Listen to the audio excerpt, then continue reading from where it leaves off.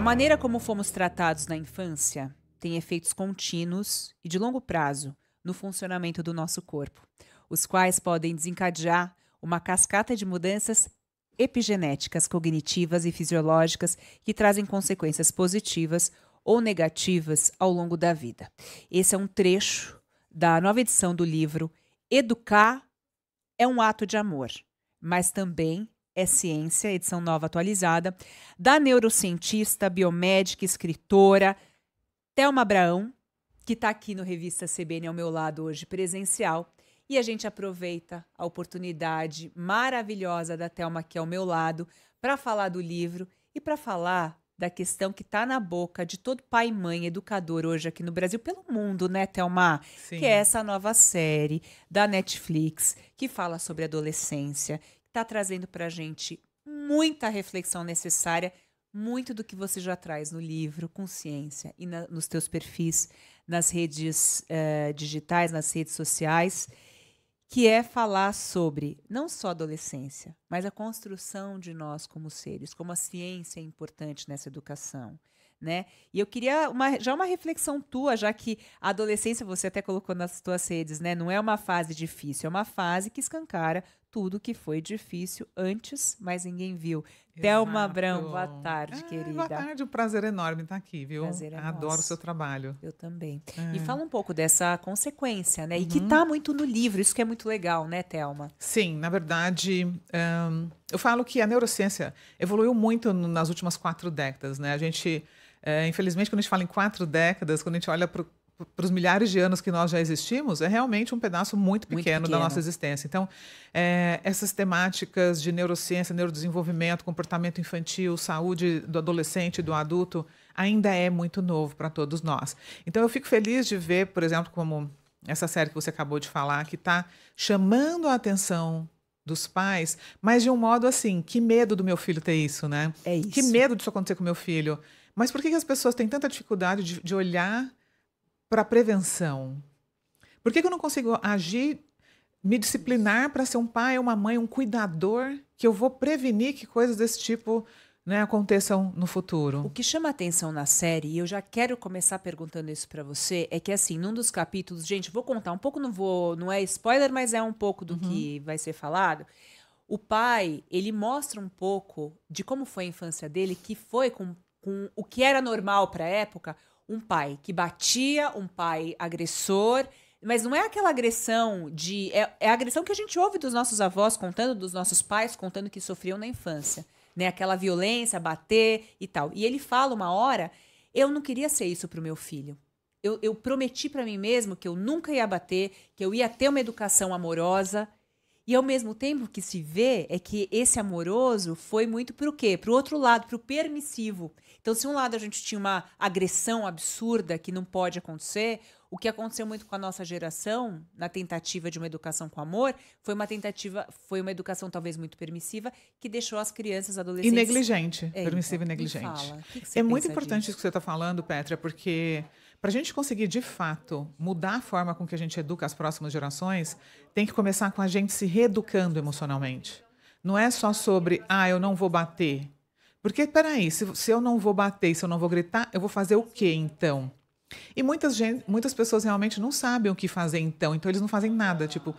Só faz o que o filho quer, fala sim, sempre, quer deixar o filho feliz, porque pelo menos ele não está, né, não tá batendo, então ele já pensa, bom, deixa o meu filho fazer tudo o que ele quer, eu não quero que ele sofra como eu sofri, e aí a tendência é que realmente vá para permissividade e muitas vezes para negligência, a ponto de pais deixarem, por exemplo, os filhos por horas e horas e horas num celular, sozinho, desatendido, e essa vida corrida acaba que o pai e a mãe também estão sempre muito ocupados, e muitos não conseguem priorizar uma atenção, um tempo de conexão, de presença emocional, de troca, de diálogo, e essa criança acaba vivendo uma solidão gigantesca, né? Porque a tecnologia nos levou a esse isolamento. A gente está todo mundo dentro de casa, presente fisicamente, mas ausente emocionalmente.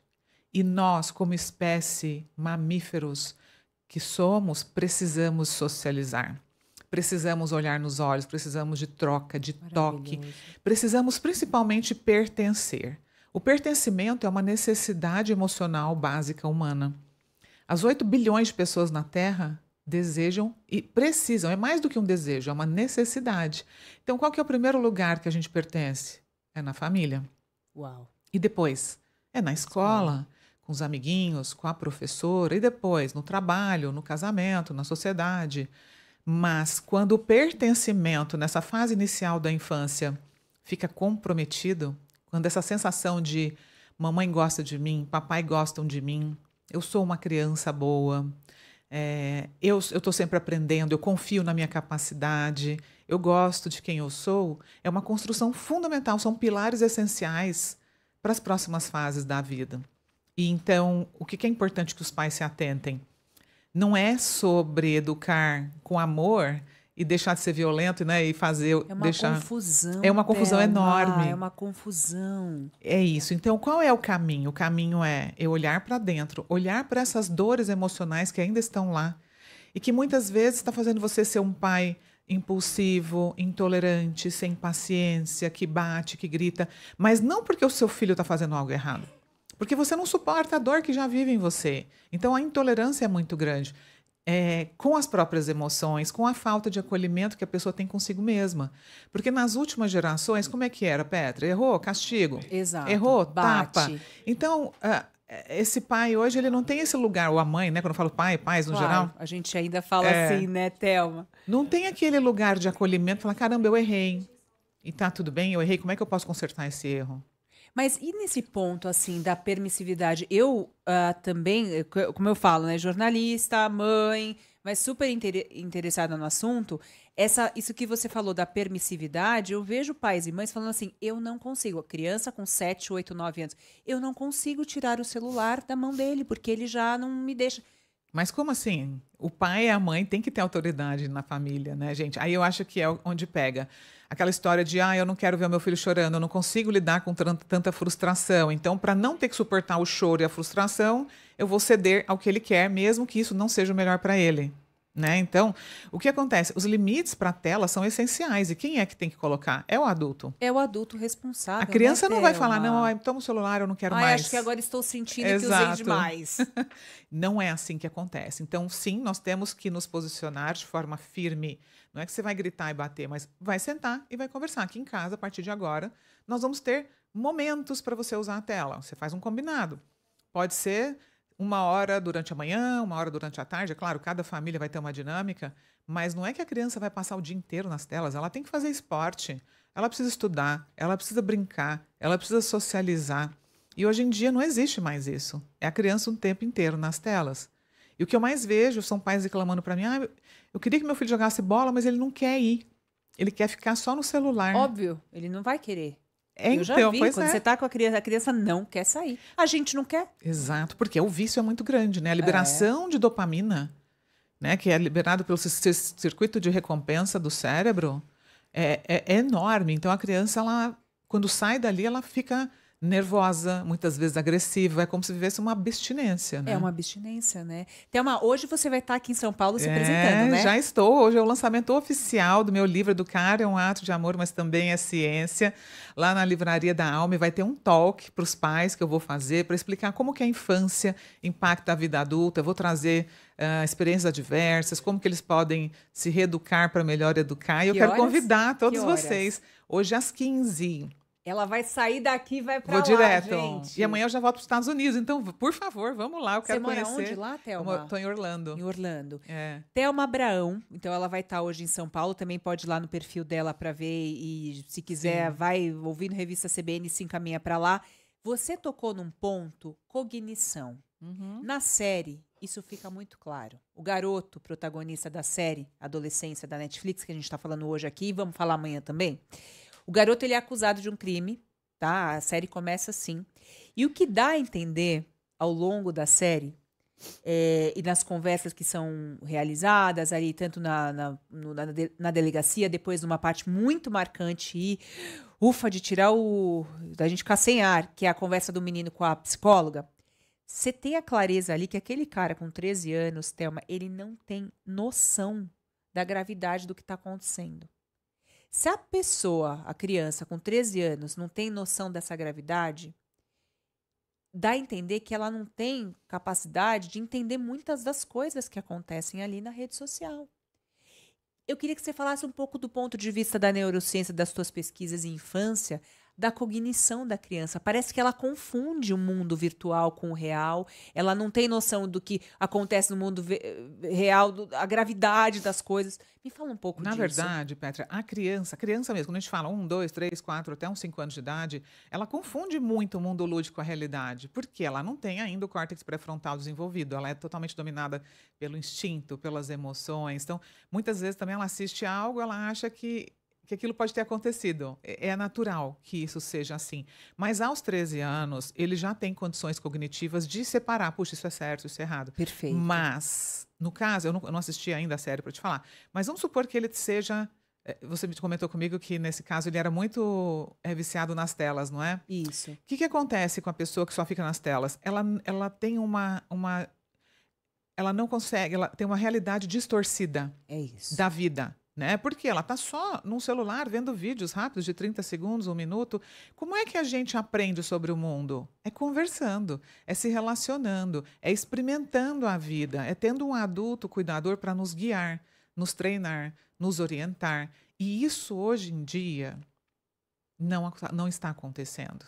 As crianças estão sendo criadas pelo celular. Elas estão aprendendo a se enxergar no mundo através de vídeos, de redes sociais, naquela comparação, porque aquele é mais bonito que eu, porque aquela é perfeita, eu não sou, porque é um mundo totalmente... A série é sobre isso. É perfeito. Unreal, né? É totalmente... não é real. Então, olha só. O aumento no índice de depressão e suicídio entre adolescentes é alarmante, não somente nos Estados Unidos, mas no Brasil também tem aumentado muito. E esse aumento já aconteceu antes da pandemia. Antes do isolamento. E o que isso mostra? Isso mostra que a forma como a nossa sociedade veio se organizando nos últimos anos, Pétria, o homem e a mulher trabalhando fora, a criança passando longas horas na escola sozinha, né? Tem criança que fica 8, 9 horas na escola. Isso. Ou sendo cuidadas por um terceiro que acaba que não tem um vínculo, não tem um cuidado de preencher essa criança com afeto. Você falou, né, do pertencimento no começo da vida. Com amor, com o pertencimento que ela precisa. Porque todos nós precisamos. E amor dói também, né, Thelma? A falta dele, né? Nossa, não, eu digo assim, dói no sentido de você tem que falar não. Outro dia minha filha quase... Não é não. E eu me sentindo eu por dentro, assim, arrasada, querendo falar assim, mas falei não. É que o amor é sobre você também ter que pôr limites e falar não, com certeza, imagina. Paradoxo do amor, gente, é pôr limite. Amar é cuidar. Amar é cuidar. E nem tudo que a criança quer convém a ela, né? E nós, como adultos, temos um repertório de vida que a criança não tem. Muitas vezes o adolescente também não tem. E é importante a gente entender assim, a adolescência é a consequência da infância. Assim como a vida adulta também é consequência dessa adolescência. Então, se essa criança foi criada num lar com ausência de pais, com ausência de afeto, principalmente de segurança emocional, né? Porque o que é o pertencimento? Eu ter certeza que não importa o que aconteça, eu sou amado. Não importa o que aconteça, eu sou bem-vindo. Tem um momento da série também que fala isso, em que o pai queria, pra colocar os poucos momentos que tinha, o pai levava o menino no futebol, o menino não jogava bem, não gostava. Claro que dentre a turma até davam risada do menino, e o pai, ele via aquele pai constrangido do menino não ir bem no futebol. Os estereótipos, né? Então, planta ali essa ideia de qual é o contato que eu devo ter com esse meu filho? Perceber quem que é essa semente. Exato. Será que ele gosta de futebol? Será que não é de outro esporte, né? Que ele gostaria, de repente, de praticar? O menino gostava de desenhar. Então, eu sempre falo isso. Os pais, muitas vezes, têm uma expectativa irreal em relação ao comportamento do filho. Idealizam o filho perfeito, né? Eu quero que meu filho seja isso, ou que ele seja assim, ou assado. E aí você tenta encaixar o filho que você tem dentro da sua expectativa e acaba ferindo muito essa criança, que muitas vezes é uma criança que você nem tem ideia, porque você não está dando oportunidade de ouvir, de escutar, de entender o que é que ela realmente gosta. Então de repente você quer que seu filho seja um grande jogador de futebol, mas às vezes ele vai ter sucesso nadando, jogando tênis, fazendo outra coisa. E de repente desenhando. E ele pode ser muito bom e ter muito sucesso, porque é o que ele gosta de fazer, né? Então a gente tem que ter esse olhar também de entender quem é o meu filho. E se você tiver 3, 4 filhos, cada um vai ser um totalmente diferente do outro. né? Quantos pais falam, nossa, mas como pode? Teve o mesmo pai, a mesma mãe. Mais ou menos.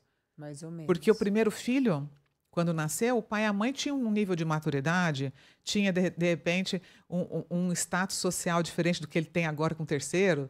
De repente, o segundo nasceu, o pai separou da mãe, já era outro pai, já era outra mãe. Né? Então, a experiência e o ambiente nos molda profundamente. Thelma, tá difícil ser pai e mãe hoje em dia. Com certeza. É verdade? Na verdade, eu acho que é o maior papel assim que a gente tem, sempre teve, sempre foi desafiador. Mas agora está muito mais, porque tá muito mais. A mulher, igual eu também, eu trabalho muito, eu adoro trabalhar. E você ter que se dividir entre todos os papéis e priorizar aquilo que é prioridade, né? Por exemplo, estar sempre presente com os filhos, que é uma coisa que eu não abro mão, é muito desafiador. O cansaço, o estresse, a correria do dia a dia. E agora com essas tecnologias, né? A criança tem acesso a tudo, você tem que ficar ali vigilante para ver se ela não está entrando em sites que não pode. Mas a conversa não é importante, Thelma? Você fala que educar é um ato de amor, mas também é ciência. A conversa franca, eu vou te falar assim, todas essas conversas que estão rolando, mesmo nas redes, sobre o adolescência, eu tenho falado tudo para minha filha de 9 anos, compartilhado com ela. Assim, eu gosto disso. Filha, estão falando disso, não sei o que, a mamãe tem medo disso, não sei o que. Essa conversa, eu acho que ela é tão poderosa, mas não sei ainda, porque 9, 7, vai chegar ainda outras fases. Não, mas fases. depende, lógico, tem que ver qual que é a idade de cada filho, a maturidade.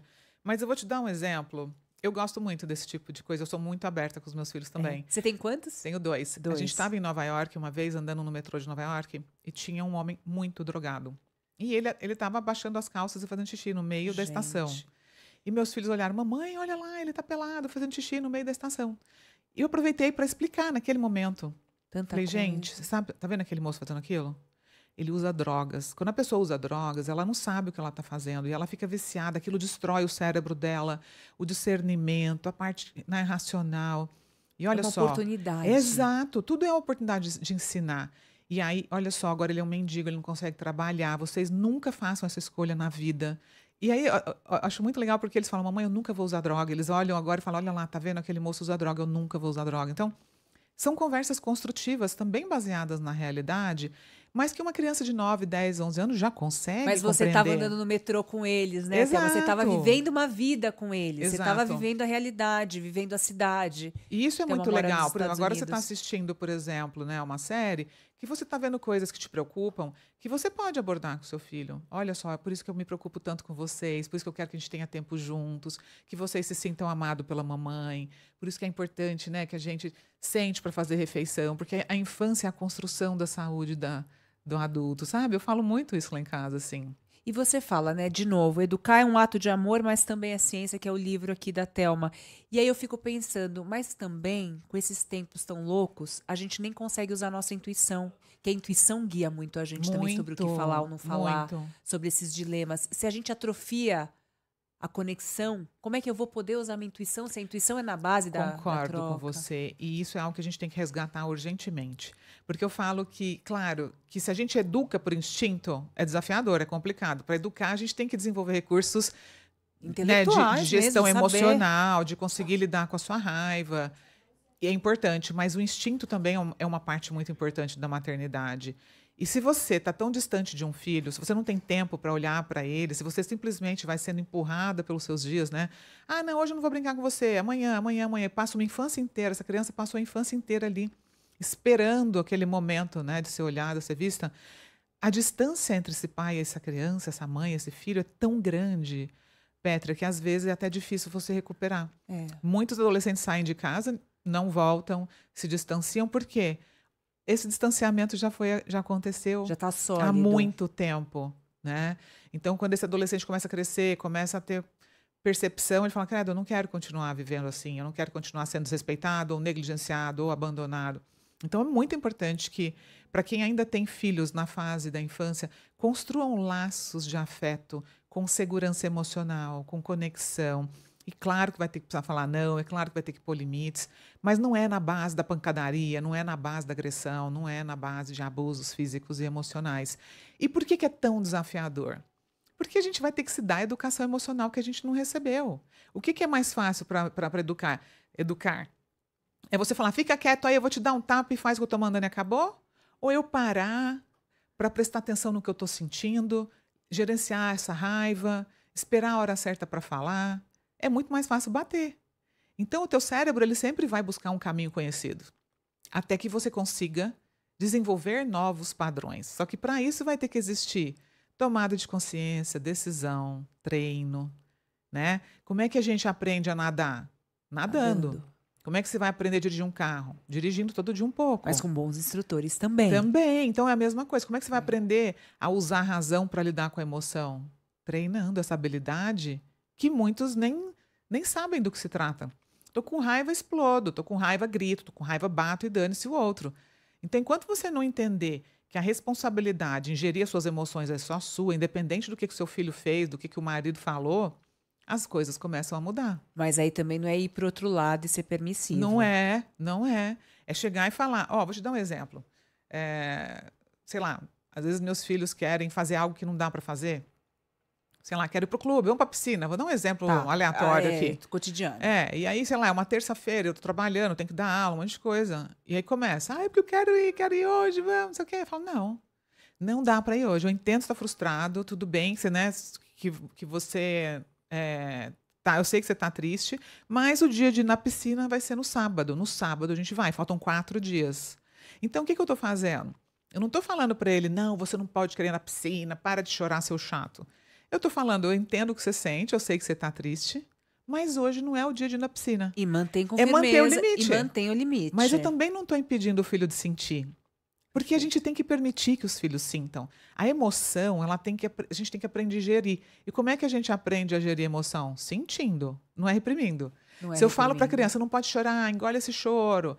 Criança não tem que querer, você não tem que ficar com raiva. A gente cresce como?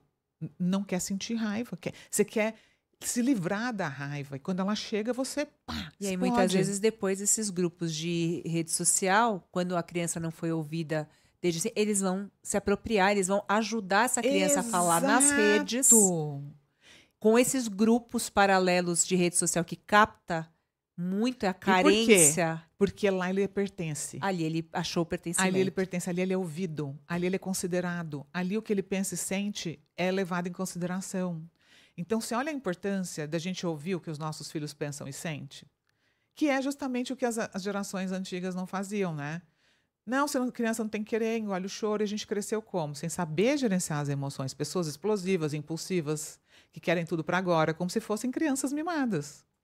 E, na verdade, a gente não consegue impedir uma emoção, mas a gente consegue escolher a nossa reação diante daquela emoção.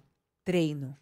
É a lição que Thelma Abraão deixa pra gente aqui. Exatamente. Treinar e não cansar, porque isso vale... Muito. A vida dos nossos filhos. Não, e muda a nossa vida, né, muda Pétrea? Mesmo. A gente se torna pessoas melhores.